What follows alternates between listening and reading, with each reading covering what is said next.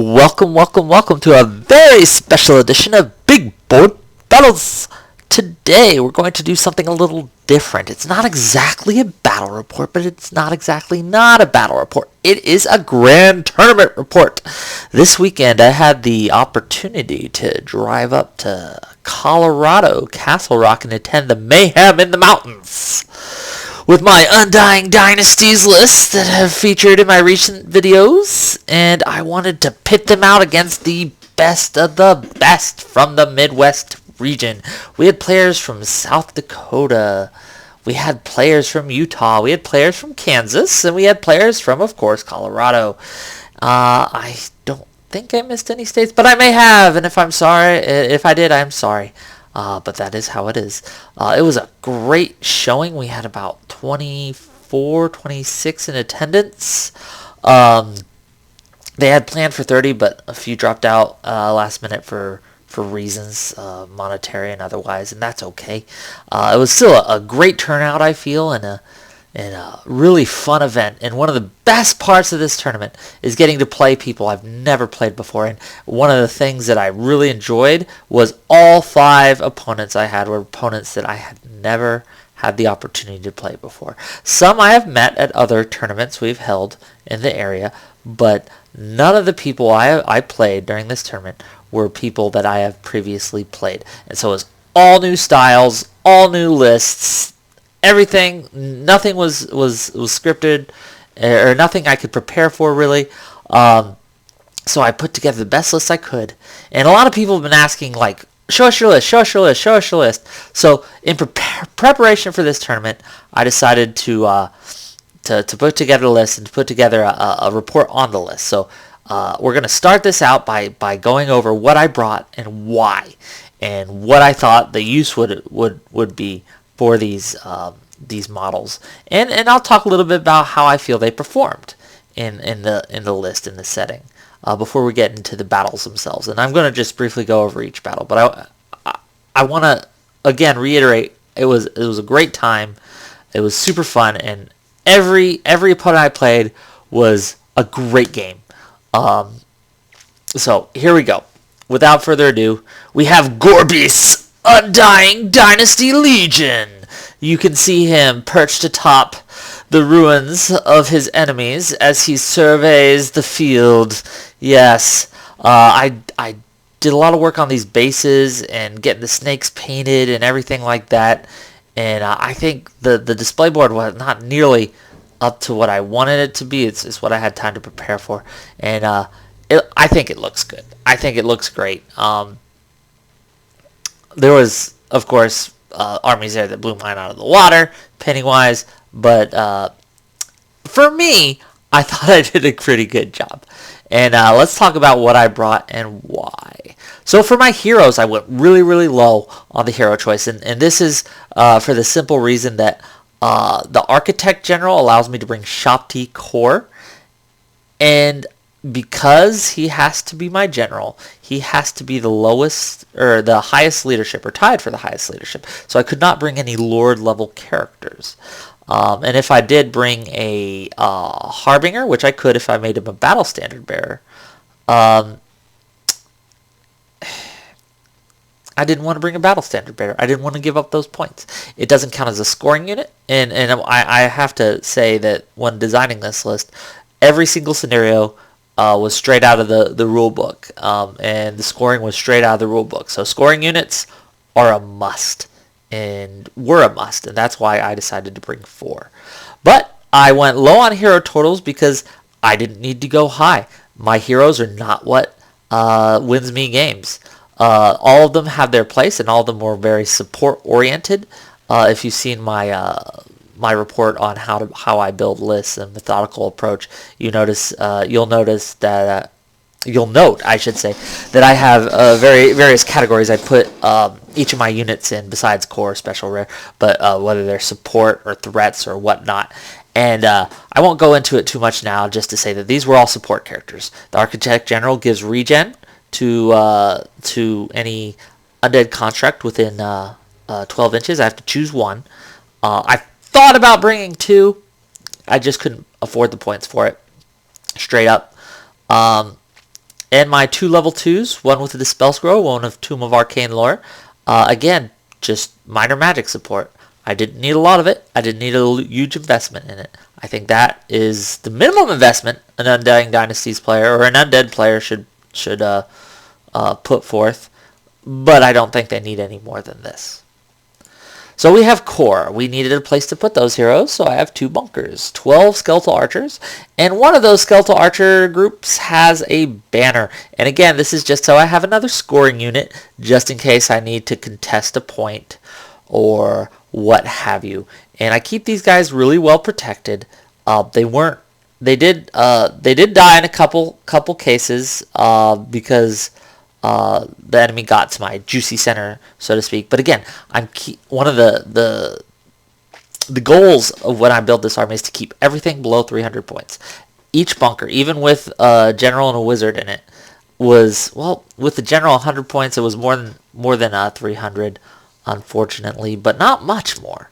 And then I had my other 2 wizards in the other bunker, and again, it's really not much more than 300 points. I want to keep it as light as possible. And again, these things when they were threatened, I would jump my characters out of them and use the archers as chaff.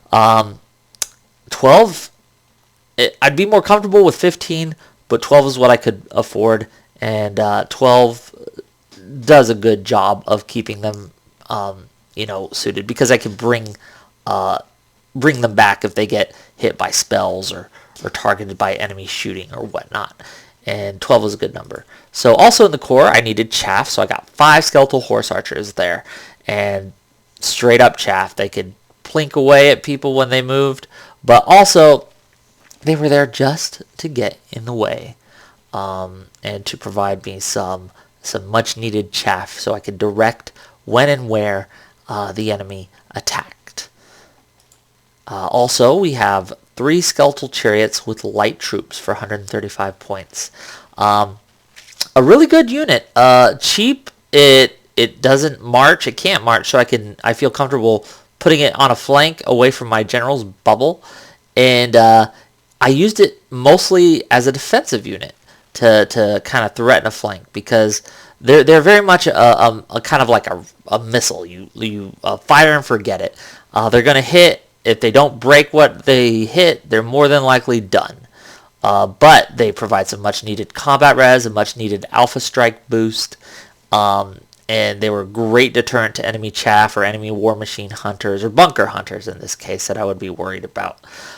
So I'm very happy with how they performed for the most part, and you'll see the game that I felt they failed me, but they were great and I think necessary. If I could have brought 2, I would have, but I couldn't afford the points. Okay, and the whole reason for having an Architect General is to bring core Shabtis, which I did. They are my second scoring unit. They have paired weapons, a banner, and a champion. And these guys are tough. With a 4-up armor save, if the Architect General gives them regen, they get a 5-up regen. They have 4 attacks from the guys in front, 5 from the champion, and 3 attacks from the guys in back, and they're +1 initiative, which is one of the big reasons I take the paired weapons. Gives them from initiative 3 to initiative 4, which is a very, very big boost against anything but elves.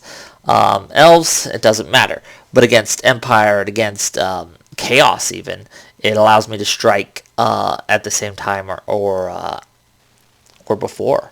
And so I've debated giving them a flaming standard for a long time, and I tried various renditions of my core to allow me to have that, but in the end I decided against it, and I wasn't sure that was wise going in, but I didn't end up facing any regeneration, so it worked out. Should I have brought a flaming banner? Probably, but that would have put them almost at 300 points. And again, I wanted to keep my units as low as possible and still be effective. And I felt that these guys did an okay job. I won't say they did great, but they're a solid center, and I think in core they're a pretty good threat, and everyone has to respect them. You can't just ignore these guys. For my special, I have my third and my fourth scoring unit here, my Tomb Cataphracts. And these guys are tough. Not only are they fast, allowing me to get to the objectives when I need them and so it gives me room in my deployment to deploy them further away than I normally would a scoring unit from an objective, knowing that they have so much movement, a 14-inch march range if they're in the march bubble, that I could get where I needed them quick.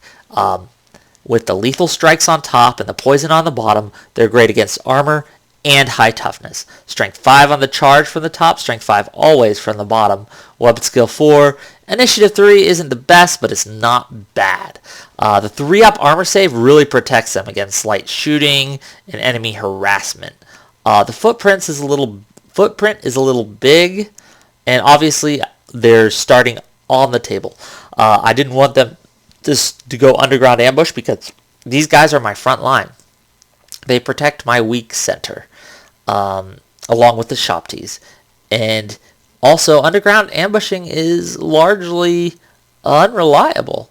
And with so many points put into each of these units and having their them being so important, if one didn't show up, it'd be quite a blow. And again, I'm trying to keep these as low as possible. So 230 points, I don't cry if I lose one of these units. And I think they punch above their weight in terms of point class against the right targets. I wouldn't send them into a grinding. They will lose against almost any elite enemy unit, but they're great against normal units, and they're great against chaff, and they're great against they're great for supporting my kitties and my sphinx and my shop tees. So all in all, a good buy. I'm very, I didn't like these guys at first when Ninth Age first came out and what they do. I didn't like these guys, and they're still not my favorite. But for this format where scoring units are so important, these guys will always have a place in my army, I feel, to one degree or another. Also, Sand Scorpions. Now, I just got done saying how underground ambush is unreliable, and that's true, but these guys are only 85 points. So if one doesn't come out on the board, it doesn't lose me much. They act as both chaff and a threat to enemy war machines and enemy bunkers, and enemy solo characters in some cases too. All in all, I'm very pleased with how these guys did. They came out mostly when they needed to, and they performed the job they needed to do, which is, in most cases, die. They would set up so they would block enemy movement and force the enemy to either deal with them through shooting, and they're toughness 5, so they're not going down easy, or for the enemy to have to charge them, and thus opening up their flank to me or getting them in a poor position where I can multi-charge. That was the goal with these guys. I think they did what they needed to do. Also, if there was any enemy war machines on the table, these guys could take out almost any enemy war machine the enemy could have. So, all in all, a good unit. I don't know if I would bring these guys again, though, simply because vultures are cheaper and more reliable. But they're not able to kill the same things that the Sand Scorpion will be able to kill. The Sand Scorpion is much better against enemy characters, and the underground ambush does allow them to get behind enemy lines when they need to, and on the off chance, if they scatter into a unit on their underground ambush roll, then they count as charging that unit with no charge reactions possible. So I tried them. I like them. I don't know if I'll keep them. Oh, stars of the show. The Battle Sphinxes, both of them having Flame Breath. And Flame Breath is basically a Dispel Scroll. And this is what one of my opponents said, and I won't take credit for what he said, but I kind of will. It's a Dispel Scroll for the combat phase. If you go in and you flub and you need a reset on the combat res, Flame Breath. Pop that thing and get anywhere from 2 or 3 to 7 or 8 more combat res in your favor. It's a great buy at 25 points. I wouldn't leave home without it. These guys are toughness 8. That is why I bring them. They are walking tanks. There is very few units that that can deal effectively points-wise with these guys. They're just hard to get through. And a double charge from 2 kitties means, and if I pop my flame breath, so that's 16 lethal strike, strength 5 on the charge from the top, 8 strength 5 poison from the bottom. This is 2, remember, not just 1, but 2. If both of these get a double charge, then you have 2d6 stomps and a possibility of 4d6 strength 4 flaming attacks that are auto hit. And these guys will mulch. I don't care what you put against it, except for, with the exception of flagellants, perhaps, and seekers. Mostly seekers. Those guys will eat kitties. Also, cannons. Cannons will destroy kitties as well, and so that is a risk with these guys. But these guys are a great threat. A great threat. Stars of the show. If I could bring 3, if I could fit 3 in my army, I would have. If I had 3, I would have made it work. But I didn't. So there you go. Okay, moving on to rare. I got my 3 Winged Reapers with paired weapons and autonomous. Now, again, I'm trying to keep all my threats under 300 points. These guys are under 300 points. I thought about bringing 4, but that would raise the price to like 350 or something. Paired weapons, making their striking at initiative 5, and with 5 attacks. At weapon skill 5, at strength 5, at toughness 5. These guys, the enemy has to respect them. They're a great threat. They can march outside of the march bubble. They have fly 6. They can get around and over chaff and into the flanks of things and into the enemy back lines. The enemy has to have a plan to stop these guys. I played them wrong in one game, in a spectacular fashion.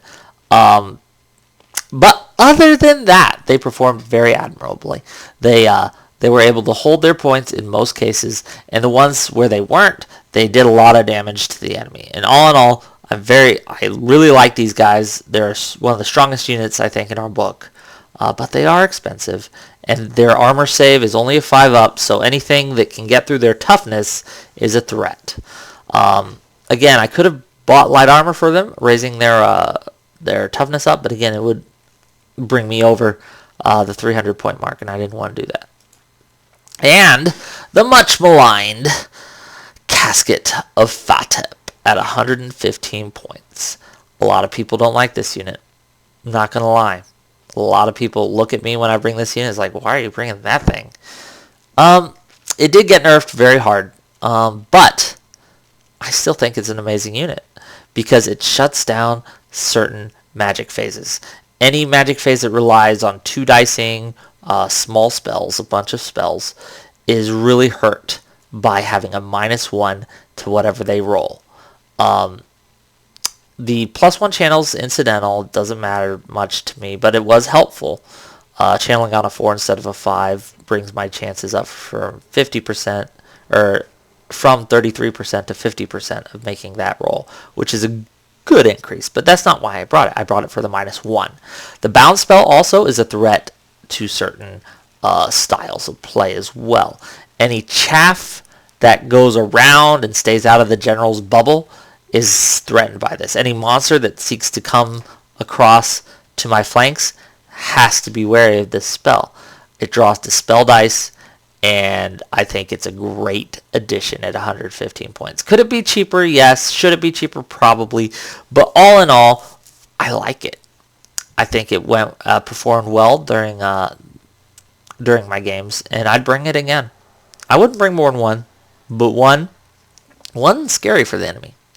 So without further ado, that, sir, and Mayhem, is my list. Okay, now let's get into the actual thing you guys came here to probably watch, is the games, and they were amazing. And my first draw, day 1, game 1, was Undying Dynasties versus Warriors of the Dark Gods. And this guy was super cool to play against. I really enjoyed the back and forth we had. It was a super quick game because he didn't have a magic phase and he didn't have a shooting phase. And so I think it was the quickest game I've ever played of 9th Age, but it was definitely one of the most fun. It was super cool, and here you can see after deployment armies. Our scorpions and his fallen beasts are on the rock. This is so we don't forget to ambush these guys in. So that was ambush rock right there.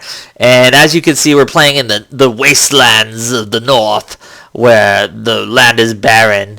And this is how I deployed. He had a giant and a blood beast on his right flank, followed with Knights of Lust, 10 strong, which was scary. He had once chosen 8 of them of wrath, and they had flails. So, frenzied with the amount of attacks they can get from that was just crazy.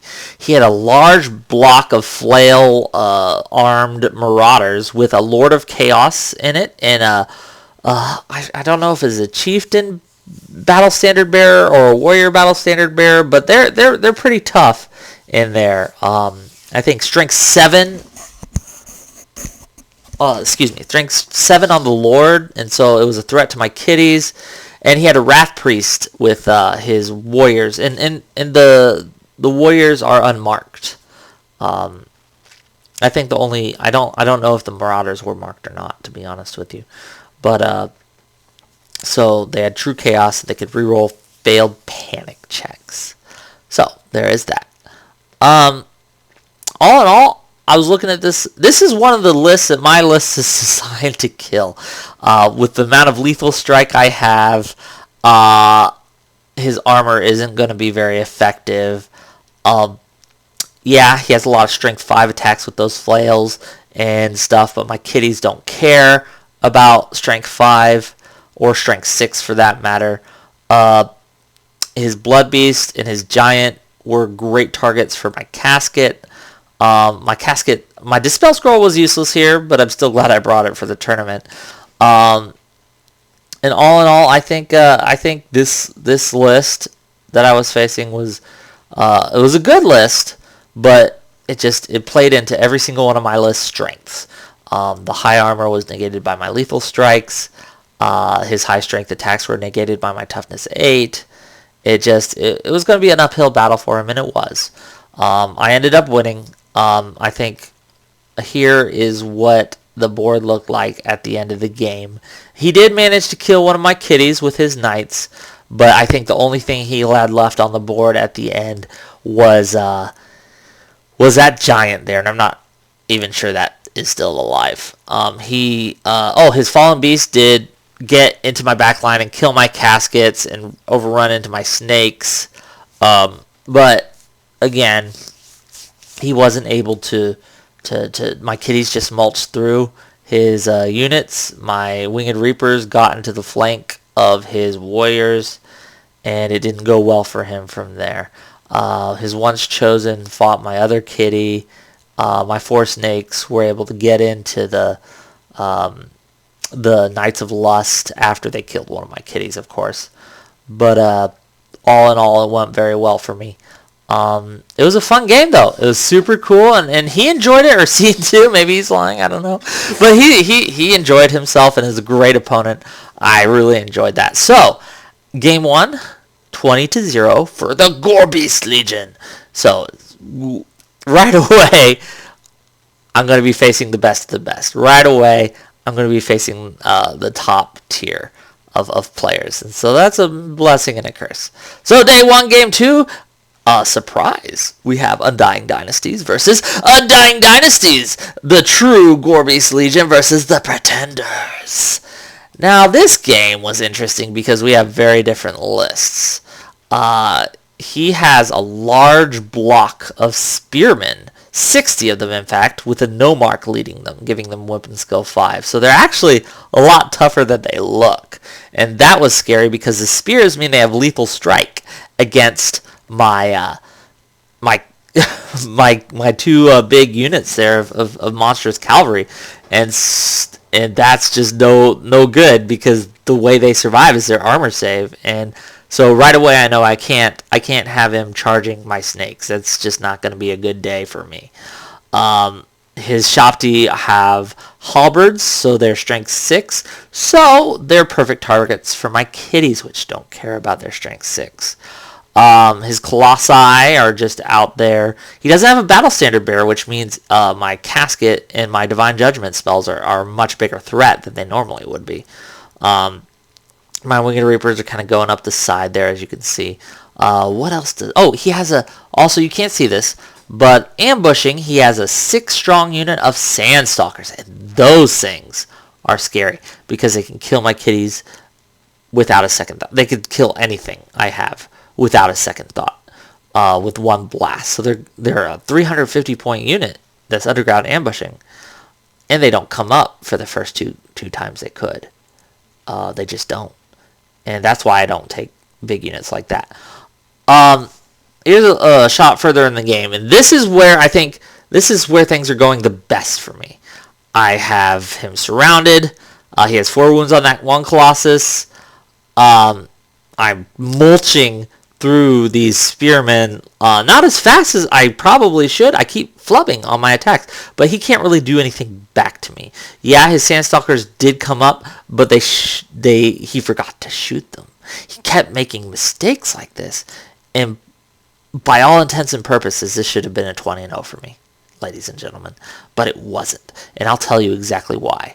Because those kitties tried to charge those Shopties to keep them from going into the side of my Shopties, and to keep his Colossus, if his Colossus came in, that's fine, but I had to keep those Shopties out. My chaff hadn't come up yet. My Scorpions did not come up, and that was sad for me, but the Horse Archers charged his Vultures to keep him from chaffing me, which I think was needed because I wanted to get into those Sandstalkers with these snakes.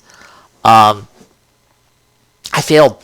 I needed 7s, I think. A 7 and an 8, I believe. And I 2 chances. Only one needed to get in. Both would ideal. Only one needed to get in. I failed. That right there lost me this game. Another issue is that we didn't get hardly... We got 4 turns. It is what is. And the last turn was rather rushed. But yeah, I don't know if having a full time on that turn would have changed the outcome for me, because again, once those Shopties got into my Shopties and the Spearmen were able to, and the Shopties just killed mine. Halberds against paired weapons will do that, and he had much more, and they were in my flank, and I just flubbed the roll for the combat res that I needed, and so things started crumbling. His Colossus did go into the rear of the Winged Reapers, but I just turned my attacks around and killed it. So, I mean, mistake on his part, I feel. And that just opened things up. He was able to charge the side of my other snakes.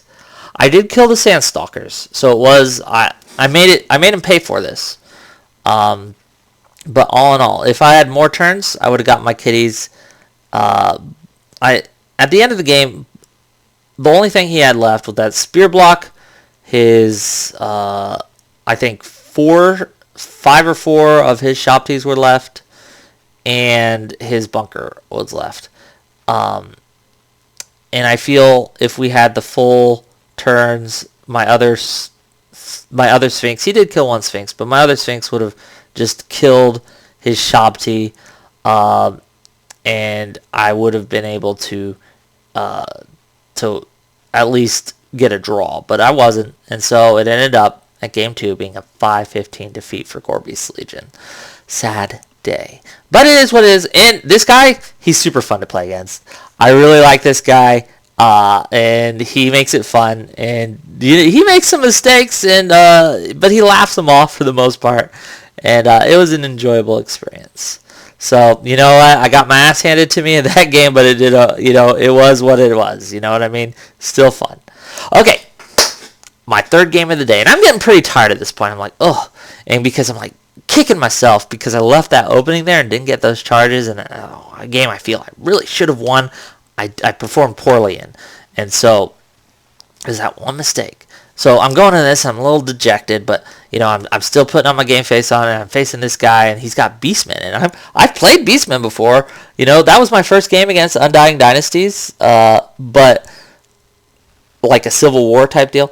But this one, I was confident because I knew what he could do, I knew what he brought to the table. I'd never seen this guy in my life before, but this is how it stands in deployment. He has 3 wild horns. Excuse me. 3 blocks of wild horns with paired weapons, meaning they're initiative 4, meaning they're super dangerous. They're higher initiative than most of my stuff. And even at just strength 3, the amount of attacks they can put out is dangerous to me. And so he's ambushing them, and I know he's ambushing them, so I kind of got like a little circle defense there with the snakes and the chariots. My sphinxes, I know what they can do against longhorns and minotaurs, so they're going up. And I have my winged reapers there kind of on the far end, simply because they're the first thing I deployed, and so he kind of deployed to the side there to avoid them. But these guys, again, they can march, so they can threaten the flank I need, or they can turn around if the ambushers get too uppity and help deal with those. All in all, I'm feeling good about this matchup. He has those puma dudes, and some best, I don't know what they are. They're dogs of some sort, or boars or something, as chaff, and is what it is. So going in, he gets his ambushers out turn 2, and it was turn 1 because he elected to take the set. He dropped first. He dropped everything first, and he elected to take the second turn, so he could ambush on turn 1. So on turn 1, his guys come out, but I'm prepared for him with my snakes and my chariots facing where he came in, and my sphinxes were off to better pastures. They wanted to double charge that longhorn unit, which they did. They wiped it out to a man, killed his level 4, killed his general, and that really opened up the game for me there. But in the meantime, I'm having a lot more trouble dealing with his wild horns ambushing me than I thought I would. The chariots bounce off them, doing like I rolled like a 4 for the impact hits on 3d6, and he just mulched them, and I had to quickly retreat all my characters out. Luckily, the snakes on the other side held the other side, but I had to divert my winged reapers, and my second group of snakes had to turn around to deal with this wild horns. And meanwhile, these minotaurs are going up further and further and further, but I keep getting the scorpions where I need them to keep him out of my charge range. He does chaff up my Shopties, and they don't see combat, I don't think, all game. But I'm able to... no, they do see combat at the end, because I'm able to chaff up... I'm able to wipe out his longhorns, and he does kill one of my kitties, but my other kitty and my Shopties both double charge, double flank his minotaur force, and we're able to break him. And he does a lot of damage in return, but we're able to break him and send him packing. So at the end of the game, it looks like this. One of the kitties is still alive, but nothing you see on his side is alive except for the puma and those dogs, or those boars, or whatever. So this is what the table looks like at the end of the game, and that's just how it is. It ends up being a 20-0 for me. So all in all, I feel it was a good day. Again, I kicked myself for that game 2. It should have been at least a draw for me, if not a 15-5 victory for me. But yeah, it's just how the way the cookie crumbles, gentlemen. So we go into day 2 now. Okay, so I know who I'm facing, and it's going to be the guy that everyone thinks is going to win the tournament because his list is just so good. Vampire Covenant. Now, this guy cannot, his whole list is designed around, you don't get a single point off me except for maybe my chaff. He has a corpse cart. In front of that corpse cart is a 36 strong barrel guard with great weapons. Now the corpse cart has a bunch of zombies in it. It's a war platform basically. And to each side he has a group of skeletons, very strong skeletons. And he has 4 wizards that can cast invocation, and they're all within 6 inches of each other, okay? So this is a big block, okay? And so every turn, he's getting more skeletons, more zombies. He's re-upping his grave guard. It's it's scary. You have to just break it. And so going into this is what deployment looked like. He has a dark coach as well, and some race over there. But really, I'm looking to get those kitties, and ideally the Shabti too, but those 2 kitties into that Graveguard unit, because I know what kitties can do. I know that I can break them turn 1 if I get that double charge off. If I don't flub the rolls, and if I roll even just a little above average, I'm taking that unit down. It's crumbling to death. And he knows this too. He knows this going in. And take a moment to look at that lovely turn counter he has with the Grim Reaper in the corner of the screen there. Just take a moment to see. This guy's super organized. Look at his dice and look compared to my tokens and dice. Okay. It's a bit different here. Yeah.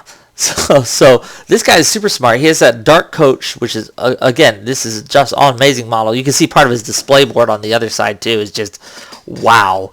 My plan here was I'm going to keep the dark coach from charging me because, yeah, it's toughness 6, but those snakes on the charge and my chariots on the charge will eat it. And I don't care if it's more points that he's taking away.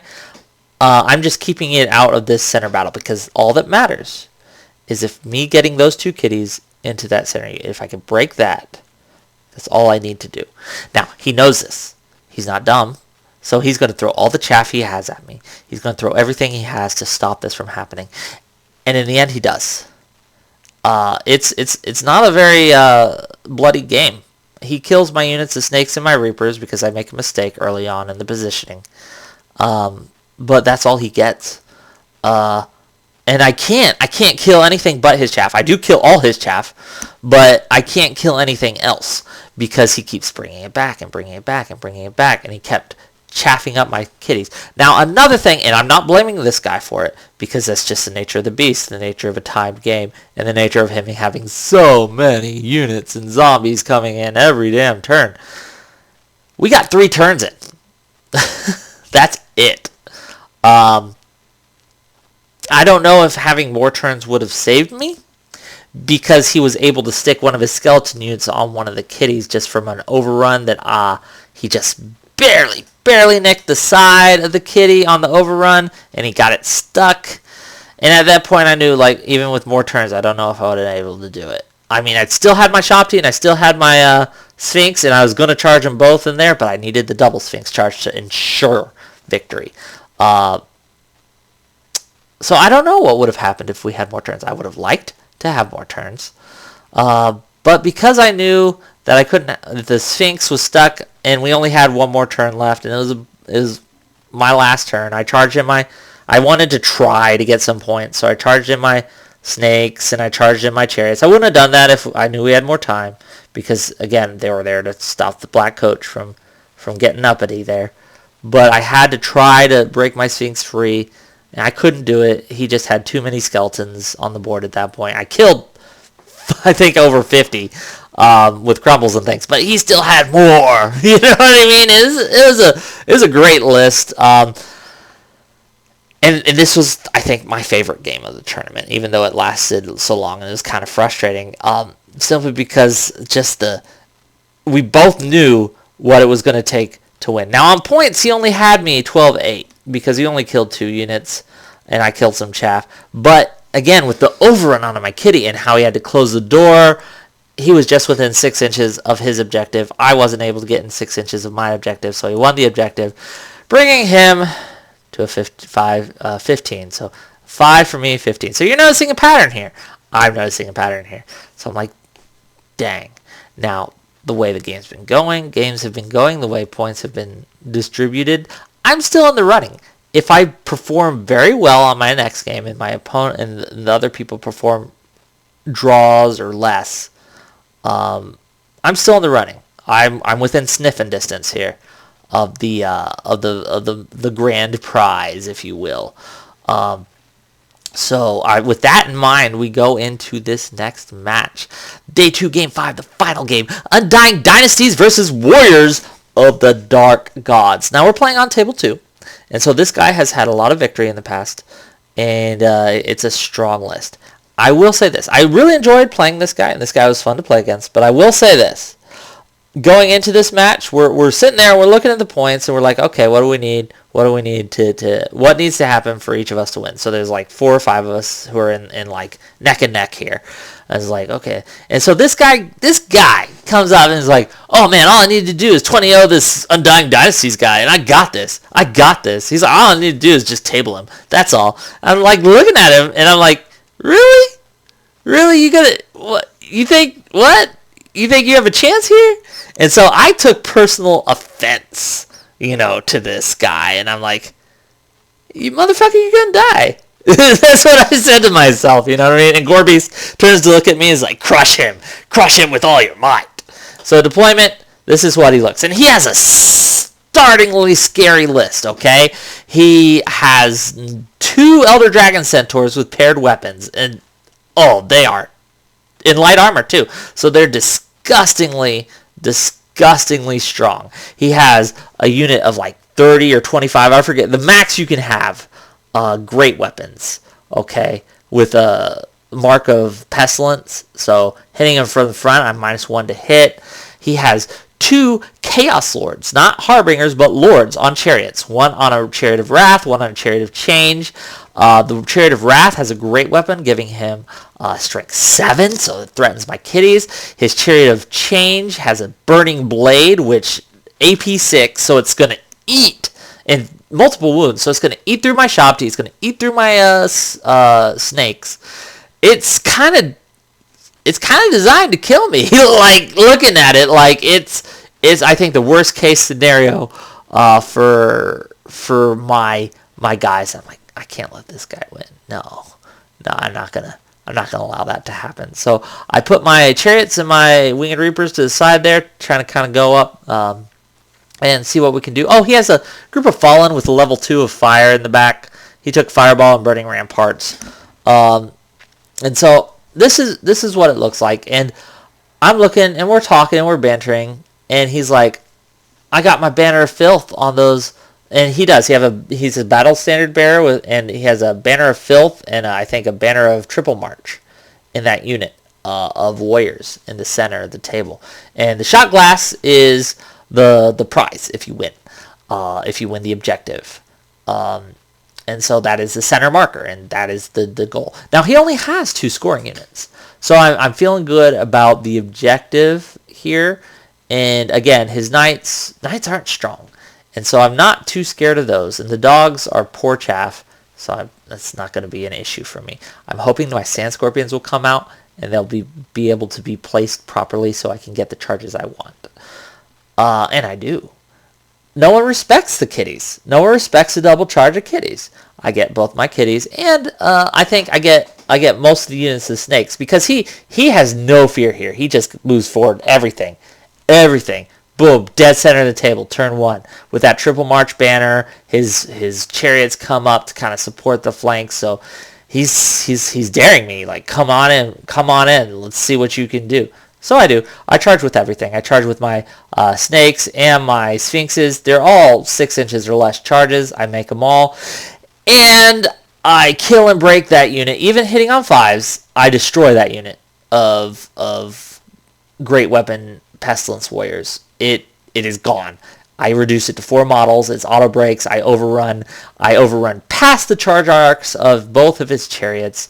I actually run one of my kitties into one of his chariots just by how the placement worked and the direction he ran. My snakes got into his bunker of Fallen, and thus begins the slow decline of the Warriors of Chaos. He made me pay for it. That one of the Elder Dragon Centaurs gets around and eats my bunkers and my wizards, and so and he kills the casket. But the casket blows up and kills the Elder Dragon Centaur too. So he does get my entire black line gone. And he does kill, I think, my Shabti as well. He just wipes them off the board. So it's not a bloodless game for me. But overall, he had at the end a unit of dogs, and Gorebeast looks at me and he nods slowly, like, yes, well done. So at the end, we have a 17-3 victory for the Gorebeast Legion. That's good.